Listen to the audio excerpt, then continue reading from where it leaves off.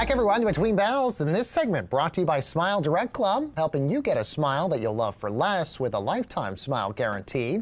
Now, your dental health plays a critical role in your overall health and also your well-being. But access to dental care isn't an even playing field, and there are a lot of gaps across the industry. So joining us now to discuss the disparities in the dental care industry and what solutions are out there is Dr. Amira Ogunleye.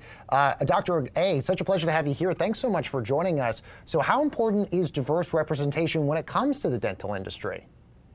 Well, thank you so much for having me. I'm happy to be here. Representation is so important. You know, we can't be what we can't see.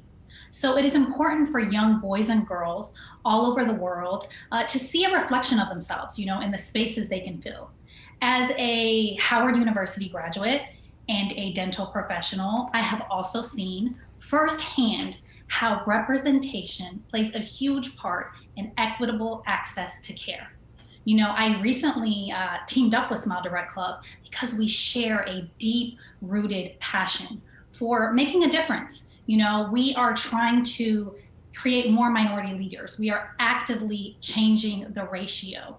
They have a scholarship that they've joined with National Dental Association to provide for minority dental students, because we understand that this is the way we really get to the underserved communities. So it's been work, but it's been amazing. And I'm glad you're having this conversation with me about this. I'm curious, what are some of the big barriers a lot of people face when it comes to getting dental care here?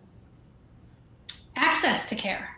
You know, this is a story that I'm just too familiar with. I was born in Egypt, and when we immigrated to this country, a visit to the dental office or an orthodontist, that was not a luxury that we could afford.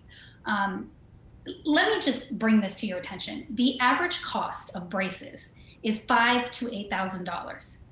Financially, that is out of reach for a huge percentage of the population. And if we even take it a step further, 60% of counties in this country don't have an orthodontist office. So now we are dealing with a financial barrier as well as an accessibility barrier. So we need change. You know, we have to have change, and minority populations are being affected the most. They are impacted the most. We have to think about the lower income bracket population because they are the ones that are feeling this at an unproportional level.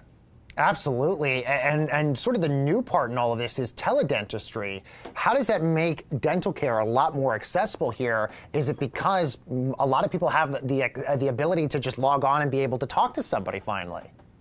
That's exactly it. It's the access. You know, patients can reach their doctors right then and there. And when we think about the working family, you know, who perhaps would have to take a day off of work to bring in their child or to go in themselves, well, that costs. And again, a lot of people cannot afford that cost. So telehealth in 2020 was up 335% due to COVID. So we're also understanding the safety with this, you know, limiting so many interactions, getting the access to these people. So I think it's on the rise, and I think it's going to continue to be on the rise. Dr. A, what options are currently out there to sort of level this playing field when it comes to oral health care? Are there any options out there? Yeah, I'm glad you asked. Telehealth, like we just discussed, that's huge, right? Because we are now reaching people who potentially we couldn't reach before. Companies like Smile Direct Club, who are standing by their motto that everybody deserves a smile they love, and barriers such as cost or convenience shouldn't be factors. You know, they have been able to reach a demographic, right? And be able to provide straightening solutions to them, to a demographic that would not have access. And that's huge. And ultimately, it's about people caring, you know, people who have the platforms and the voices and the ability to make change, stepping up and understanding that we have to do more for underrepresented communities. Absolutely. So how does sort of dental health tie into the overall health and well-being for a lot of people? I mean, I think maybe the point I want to drill into a lot of people is, why is dental health so critical here for people? You know, it's interesting because I think people are very surprised to learn how much dental health plays a part in overall health. So, dental disease is linked to diabetes, kidney disease, heart disease, even cancer.